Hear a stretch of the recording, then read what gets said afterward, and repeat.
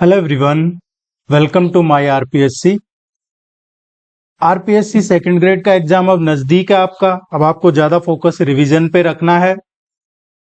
तीन इसमें model test paper आपको तीन प्रैक्टिस टेस्ट करवाए जा चुके हैं। आज चौथा डिस्कस करेंगे। और देखिए, इनका पीडीएफ डाउनलोड करना है आपको, तो ये वेबसाइट है हमारी, विजिट कर लीजिएगा। और या फिर उसका लिंक आपको डाउनलोड करने का नीचे डिस्क्रिप्शन में कमेंट सेक्शन में मिल जाएगा, तो वहां से भी आप डाउनलोड कर सकते हैं। और कोई इश्यू हो, कोई क्वेरी हो तो कमेंट सेक्शन में मेंशन कर दीजिएगा। Let's begin. Jaipur literature festival के 19वें संस्करण के संदर्भ में निम्नलिखित कथनों पर विचार कीजिए। जयपुर लिटरेचर फेस्टिवल का 19वां संस्करण अभी रिसेंटली हुआ था, इसी साल। ये 15 से और 19 जनवरी तक, 15 से 19 जनवरी 2026 को होटल क्लार्क आमेर में इसका आयोजन हुआ था। और इसमें पहला सही है। प्रसिद्ध कवि एवं संगीत अध्येता यतीन्द्र मिश्र को उनके काव्य संग्रह बिना कलिंग विजय के लिए 11वां महाकवि कन्हैयालाल सेठिया पुरस्कार दिया गया है। ये स्टेटमेंट भी करेक्ट है। लेखक व अभिनेता पीयूष मिश्रा को उनके साहित्यिक योगदान के लिए 2 लाख की सम्मान राशि वाला द्वारका प्रसाद अग्रवाल सम्मान दिया गया है। पीयूष मिश्रा को द्वारका प्रसाद अग्रवाल सम्मान के साथ 2 लाख की राशि दी गई है। और पीयूष मिश्रा की एक आत्म कथात्मक या चर्चित बुक जो है, तुम्हारी औकात क्या है, पीयूष मिश्रा पर, इस पे विशेष चर्चा का भी आयोजन किया गया था। तो ये तीनों ही करेक्ट है।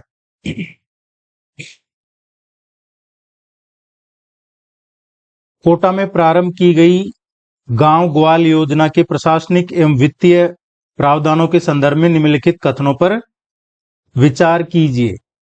ये कोटा में शुरू की गई है गांव ग्वाल योजना, और इसके बारे में पूछा गया है कि इनमें से कौन सा स्टेटमेंट करेक्ट है।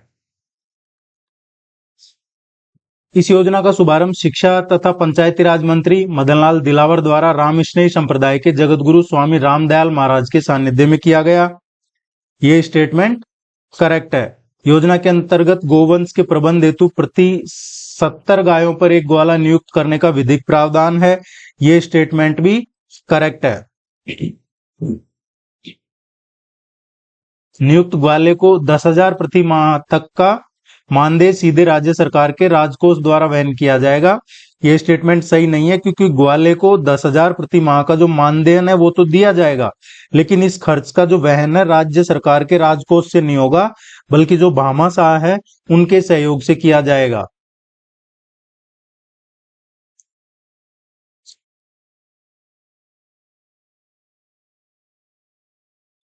राजस्थान के दक्षिण पूर्वी पठार के पठार क्षेत्र के बारे में कौन से कथन सही है। राजस्थान का जो साउथ ईस्ट प्लेट्यू रीजन है उसके बारे में पूछा है। देखिए, जो दक्षिण पूर्वी पठारी क्षेत्र है इसको हाड़ौती का पठार भी कहा जाता है। अरावली पर्वतमाला के दक्षिण पूर्वी भाग में विस्तृत है। ये सही नहीं है। ये अरावली पर्वतमाला के पूर्वी भाग में है, न कि साउथ ईस्ट में। अरावली के पूर्वी भाग में है, दक्षिण पूर्वी भाग में नहीं है, पूर्वी भाग में है। अरावली का जो दक्षिण पूर्वी भाग है वो तो उदयपुर प्रतापगढ़ वाला क्षेत्र है। चंबल इस क्षेत्र की एक प्रमुख नदी है, बिल्कुल सही है। हाड़ौती रीजन आप जानते हैं, कोटा, बारा, बूंदी, झालावाड़ या हाड़ौती रीजन में आता है। और चंबल इसकी एक इंपॉर्टेंट रिवर है। और ये राजस्थान का सबसे बड़ा क्षेत्र है। नहीं, राजस्थान का सबसे बड़ा क्षेत्र ये नहीं है। राजस्थान का जो सबसे बड़ा क्षेत्र है वो तो थार डेजर्ट है, थार का मरुस्थल है। सबसे बड़ा जो पश्चिमी मरुस्थलीय क्षेत्र है वो है।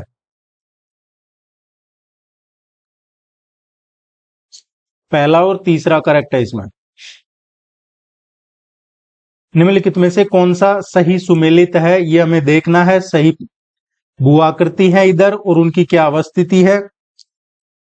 गिरवा है, गिरवा कहां पे है, तो गिरवा उदयपुर बेसिन में है, ये करेक्ट है। भाकर है माही बेसिन में।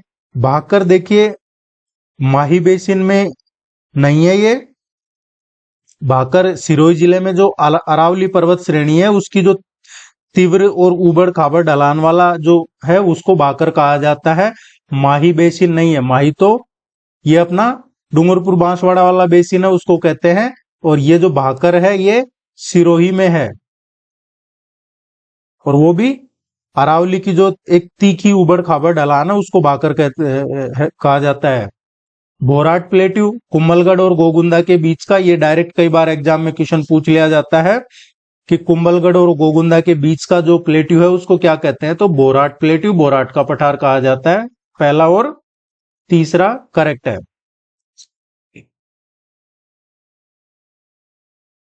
देखिए अगर आप नए हैं तो प्लीज चैनल को सब्सक्राइब कीजिएगा, वीडियो को लाइक कीजिएगा और पीडीएफ डाउनलोड करने के लिए वेबसाइट विजिट कर लीजिएगा। राजस्थान एकीकरण के चतुर्थ चरण, चौथे चरण की बात हो रही है। राजस्थान का जो इंटीग्रेशन है उसका फोर्थ स्टेज। बृहद राजस्थान, ग्रेटर राजस्थान 30 मार्च 1949 को, 30 मार्च 1949 को बृहद राजस्थान के गठन के संबंध में कौन सा गलत है, ये पूछा है हमसे, सही नहीं है। गलत पूछा है, इनमें से कौन सा गलत है। देखिए 30 मार्च 1949 को जो बृहद राजस्थान है इसका गठन हुआ है और इसका उद्घाटन किया था तत्कालीन केंद्रीय गृह मंत्री वल्लभ भाई पटेल द्वारा जयपुर में किया गया था। कहां पे किया गया था, जयपुर में किया गया था बृहद राजस्थान का उद्घाटन। उस टाइम पे जो गृह मंत्री थे सरदार वल्लभ भाई पटेल, उनके द्वारा। और इसी दिन हर साल राजस्थान दिवस मनाया जाता है 30 मार्च को, 30 मार्च को, इसीलिए हर साल राजस्थान दिवस मनाया जाता है।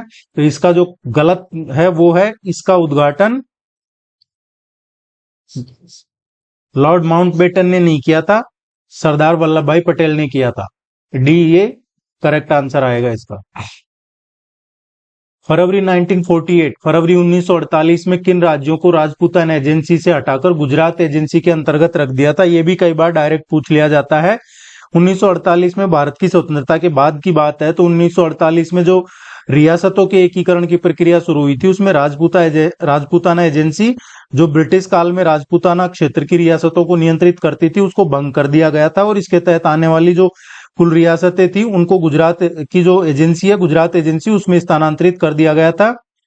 और इसमें कौन कौन से शामिल थे, पालनपुर, सिरोही और विजयनगर, फर्स्ट, थर्ड, फोर्थ, ये इनको फर्स्ट, थर्ड और फोर्थ, सी इसका करेक्ट आएगा। राजस्थान के लोक संस्कृति और संतों के संदर्भ में सूची फर्स्ट लिस्ट, फर्स्ट इधर संत लोक देवता हैं और उनकी पीठ या उद्गम स्थल दिया हुआ है जंबेश्वर जी, तो जंबेश्वर जी हैं ये, इसका करेक्ट आएगा दिस वन, मुकाम नोखा बीकानेर, विश्नोई संप्रदाय के ये प्रवर्तक गुरु जंबेश्वर जी की प्रधान पीठ कहां पे है, मुकाम नोखा बीकानेर में। जसनाथ जी, जसनाथ संप्रदाय के जो कई बार डायरेक्ट क्वेश्चन पूछ लिया जाता है जसनाथ जी का, अग्नि नृत्य हेतु, तो जसनाथ जी का जो है कतरियारसर में है। संत दादू दयाल हैं, इनकी नारायणा जयपुर में है। और संत चरणदास है, इनका जन्म डेरा अलवर में हुआ था।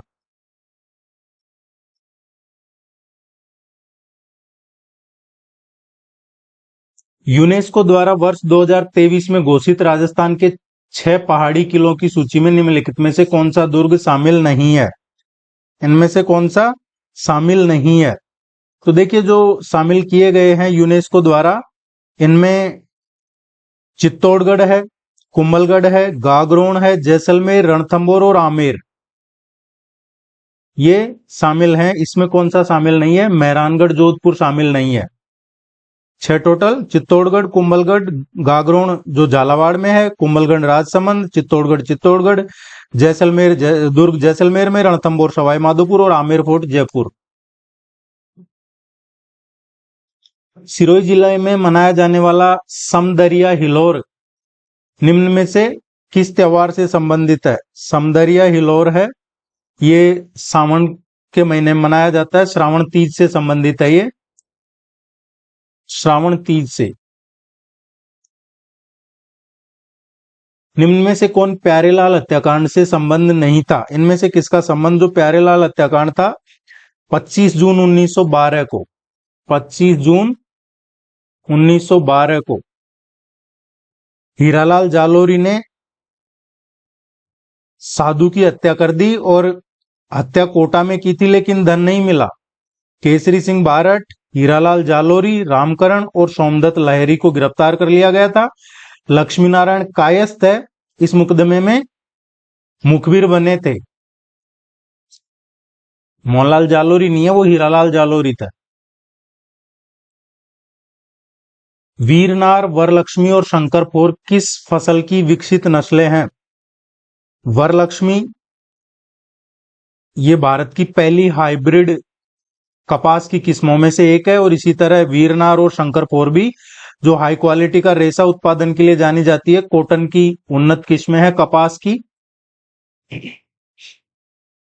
सालार वन निम्नलिखित में से किन जिलों में मिलते हैं? सालार वन है राजस्थान में, सालार के वन मेनली अरावली पर्वतीय जो ढाल है उसके हिस्सों में पाए जाते हैं, और ये वृक्ष अलवर, चित्तौड़गढ़, उदयपुर, सिरोही, अजमेर, इनके जो पहाड़ी वन है उनकी विशेषता है ये। निम्नलिखित में से कौन सा सही है? ये देखना है। भील गांवों के समूह को फाला कहा जाता है। भील के जो बड़े गांव है उनका जो उनको फाल फाल कहा जाता है। पाल पाल कहा जाता है, एक्चुअल में वो पाल है, पाल। तो भील गांवों के समूह को पाल कहा जाता है, तो ये सही नहीं है। गेर तथा नेजा भीलों के प्रमुख लोक नृत्य है। गेर और नेजा भीलों के प्रमुख लोक नृत्य है, ये करेक्ट है। गरासिया जनजाति का प्रमुख कोतवाल कहलाता है। गरासिया जनजाति में जो प्रमुख होता है वो कोतवाल नहीं कहलाता, उसको सहलोत कहते हैं, सहलोत। तो इसमें जो करेक्ट है ओनली सेकंड। भील समाज में हाई रखवी विवाह कौन सा है? हाई रखवी विवाह है ये भील समाज में कौन सा है? हॉट बाजार में जीवन साथी का चयन, ये है हाई रखवी। भील समाज में हाई रखवी विवाह और बाजार में साथी चुनने की परंपरा है, जहां युवा स्वतंत्र रूप से मिलते हैं। 2011 की सेंसस के अकॉर्डिंग राजस्थान की जनसंख्या के बारे में है ये क्वेश्चन। राजस्थान में भारत की कुल जनसंख्या की 5.66% निवासरत है, ये बिल्कुल करेक्ट है। 2011 में राजस्थान की जनसंख्या भारत का 5.66% है। राजस्थान में जनसंख्या घनत्व 200 व्यक्ति प्रति वर्ग किलोमीटर है, ये भी करेक्ट है। राजस्थान का लिंगानुपात 928 है, ये भी करेक्ट है। राजस्थान में साक्षरता प्रतिशत 76.10 है, ये सही नहीं है। राजस्थान का जो लिटरेसी रेट है एज पर 2011 सेंसस 66.11।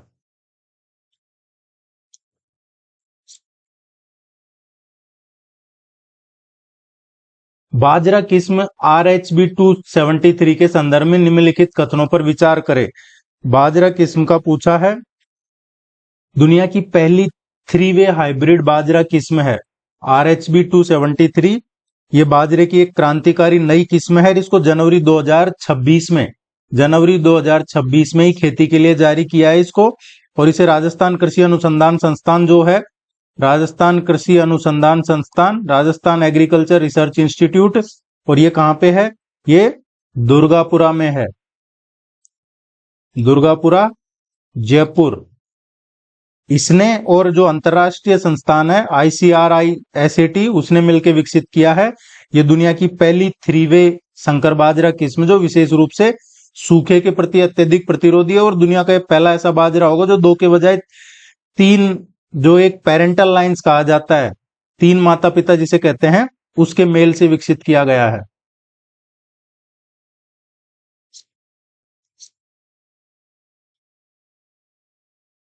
निम्नलिखित कथनों पर विचार करें। राजस्थान को 9 कृषि जलवायु क्षेत्रों में बांटा गया है।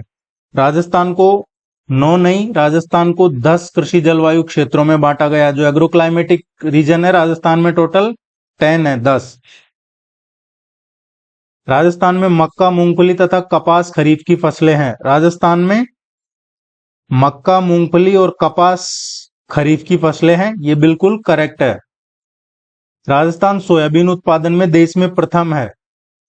देखिए, सोयाबीन उत्पादन में सोया स्टेट कहा जाता है मध्य प्रदेश को। मध्य प्रदेश को सोया स्टेट कहा जाता है। और उसके बाद महाराष्ट्र का नंबर आता था, लेकिन इस बार का जो इकोनॉमिक सर्वे आया है उसमें महाराष्ट्र ने बाजी मार ली है। अभी आप गूगल वगैरह करके देखेंगे तो हो सकता है कई जगह आपको मध्य प्रदेश मिले, लेकिन पहले नंबर पे सोयाबीन में अब महाराष्ट्र है, दूसरे नंबर पे इसमें मध्य प्रदेश है, और तीसरे नंबर पे इसमें राजस्थान है। तो ये सही नहीं है। इसका करेक्ट आंसर जो आएगा केवल दूसरा ही सही है।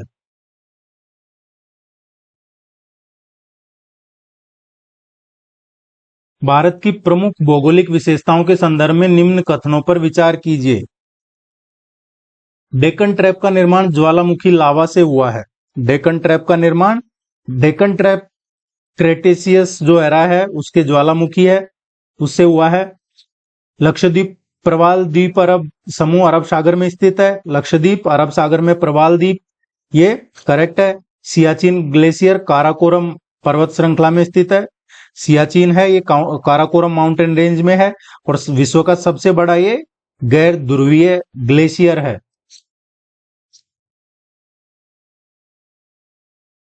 काराकोरम ये हिमालय से भी पुरानी रेंज है।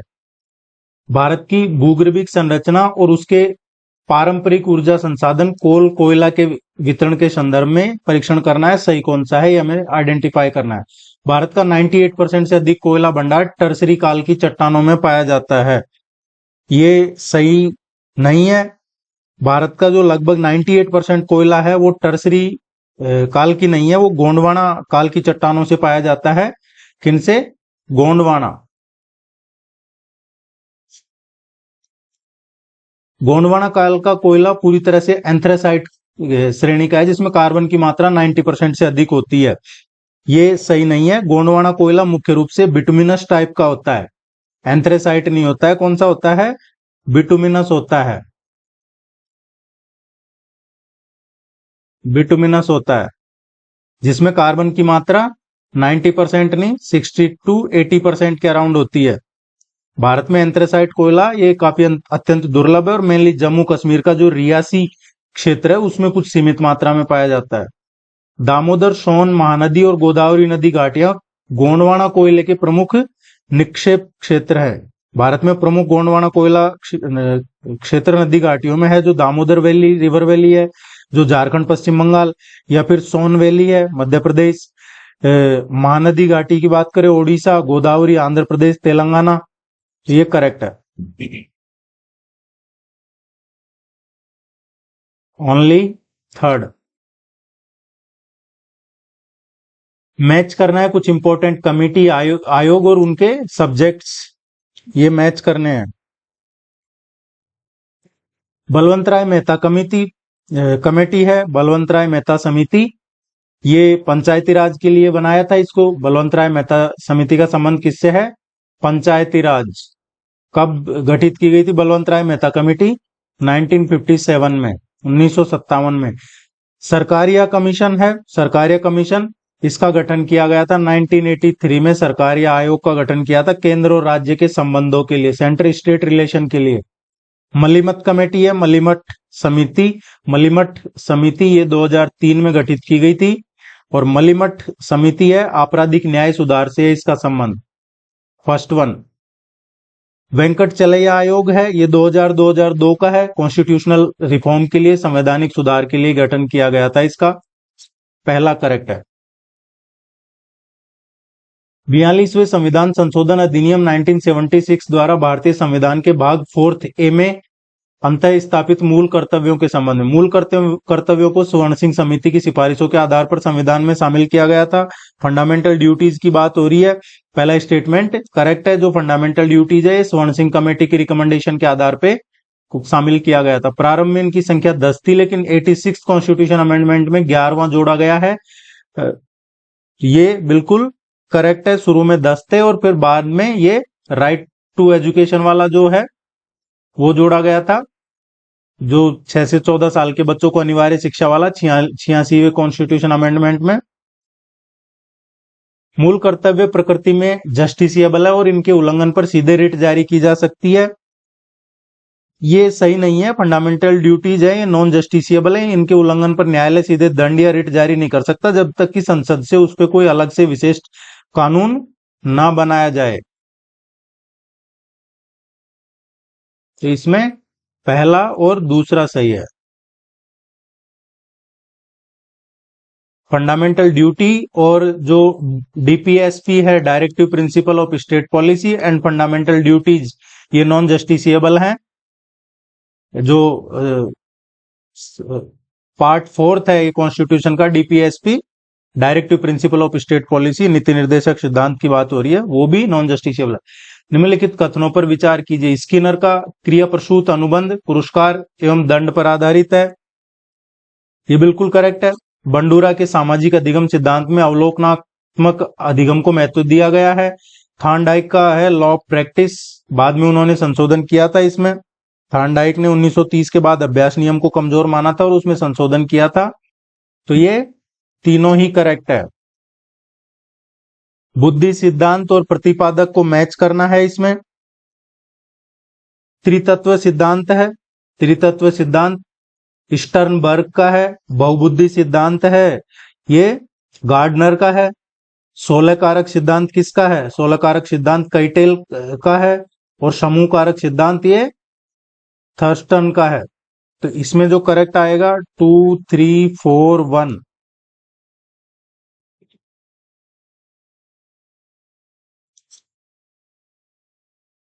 नेशनल एजुकेशन पॉलिसी जो नई शिक्षा नीति है उससे संबंधित है।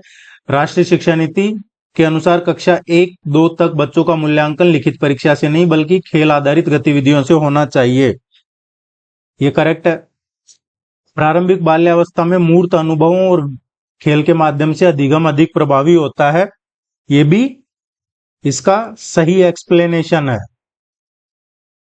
2020 में जो फाउंडेशनल स्टेज है उसमें फाउंडेशनल स्टेज है 3 से 8 साल के लिए खेल आधारित गतिविधि केंद्रित शिक्षा का प्रावधान है और आर इसकी सटीक व्याख्या करता है। बाल्यावस्था में केवल कंक्रीट जो एक्सपीरियंस है उससे सीखना ज्यादा प्रभावी होता है, जैसे वो पियाजे या मोंटेसरी की भी अधिगम है, उनका सिद्धांत है। अधिगम अक्षमताओं लर्निंग डिसेबिलिटीज के संदर्भ में निम्न युग्मों पर विचार कीजिए। डिसलेक्सिया ये पढ़ने की अक्षमता, ये बिल्कुल करेक्ट है इसमें। डिस्कैलकुलिया है, तो इसमें क्या होता है डिस्कैलकुलिया में? डिस्कैलकुलिया एक गणितीय जो घटनाएं हैं, गणना है, उनकी कठिनाई है, लिखने की नहीं है। डिस्ग्राफिया ये लिखावट का है, ये लिखावट का है। डिस्फेसिया ये सुनने की अक्षमता। डिस्फेसिया भाषा बोलने की समस्या है, सुनने की नहीं होता है, तो इसमें पहला करेक्ट है। जाते जाते वीडियो को लाइक करना है प्लीज, चैनल को सब्सक्राइब कर लीजिएगा और कोई क्वेरी हो कमेंट सेक्शन में मेंशन कर दीजिएगा। पीडीएफ डाउनलोड करने के लिए वेबसाइट विजिट कर लीजिए।